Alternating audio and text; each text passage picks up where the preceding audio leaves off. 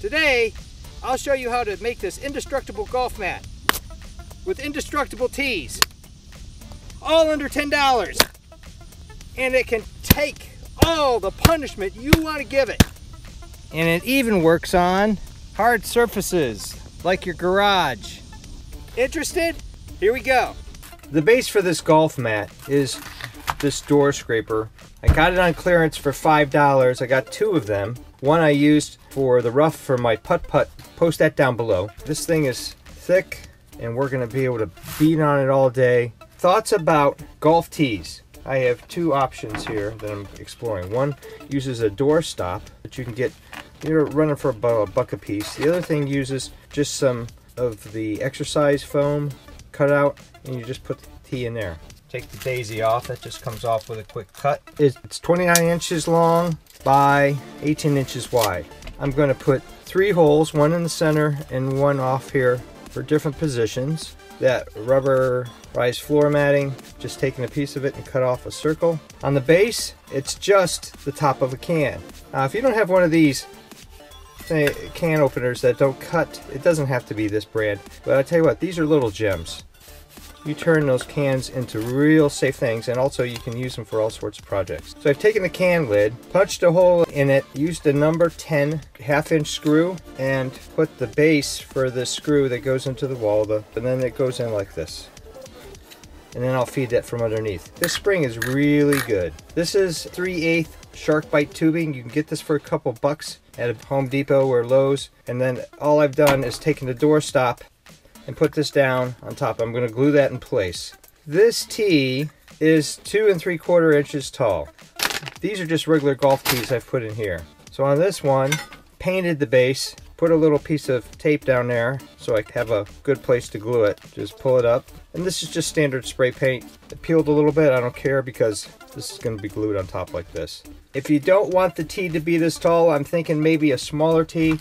I'm going to take the other door stop and cut it down with a hacksaw. So here I've marked it at 2 inches. You want to cut down just below that. You're still going to get the spring action of the return, but it'll be just a shorter tee. So here it is, cut down, just trimmed off a bit there, so higher tee, shorter tee. I want all the holes to be the same, so I took this base, you can see where I put a little black there, and then traced that out and cut it by hand.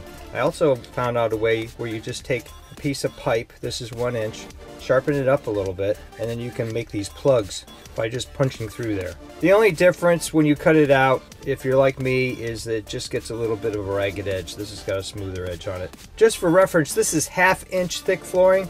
There's a thinner flooring, you could just take that and glue it together and it will do pretty much the same thing. It gives you enough the flexibility I'm looking for. We'll see how it works, but I'm pretty confident about it. Tee will come out. Eventually these may wear out, so then you just swap them out for a new one. Here's an example of the flooring I have. This is the thinner foam. I use it for all sorts of building projects and it will make a great tee right here.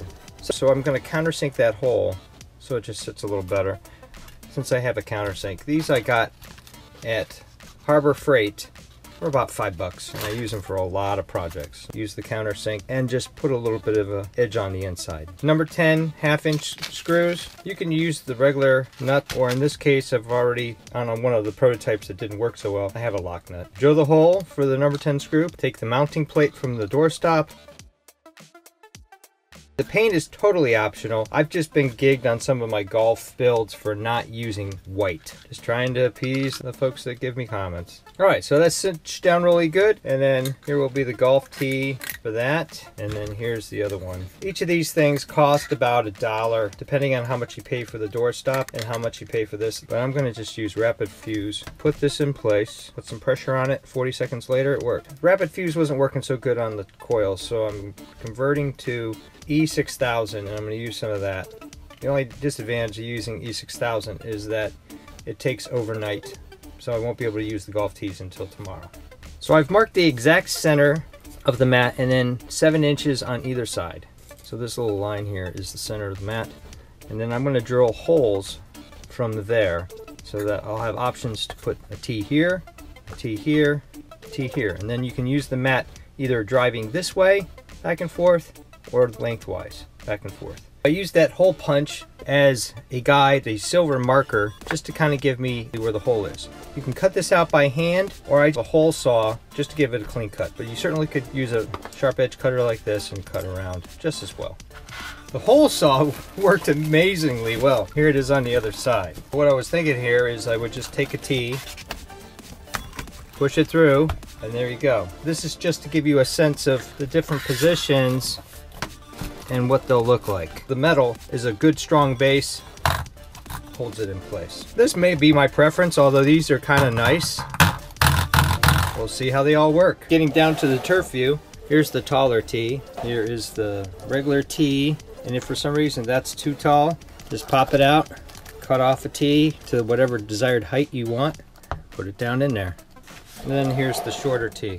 And the T's are designed to be easily swapped out. If you want this one over here, for some reason you prefer putting there, take this one out, and you've got this T. If you want the smaller one in the middle, pop that T out. You don't even have to take that foam one out.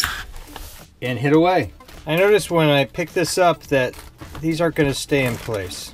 This one in the middle is, because there's some friction there. So I'm going to take an old inner tube, cut the length of this, and then tape it to the back so that these will stay in place. It'll just make a little flap. That way, it will also help with some friction if I'm doing it inside. So I cut out and split the inner tube. I've got these little flaps to keep it in place. And then you just slip them in here, close them up. It gives you a little friction. Don't discount the value of old inner tubes. This rubber can be used for a whole bunch of projects. So that worked out pretty well with the thing on the back. Now it's time to go outside and test it out.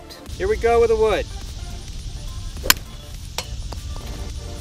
T's a little crooked, just readjust it. Ready for the next one. The T flew 6 feet. No damage, put it back in. These little spring tees are working great and they're holding up, no problem whatsoever. Let me show you what you do. You just open this up in the back, slide the tee in, close it up again. Here's one. Go to the other side. Put it in. The rubber helps keep everything in place. Doing a good job. Center the tees a little bit, put the balls on top, and then you're ready to go.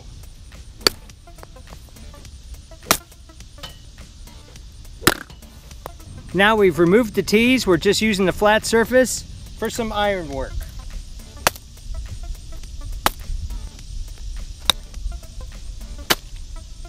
You can also turn it this way and use it like this.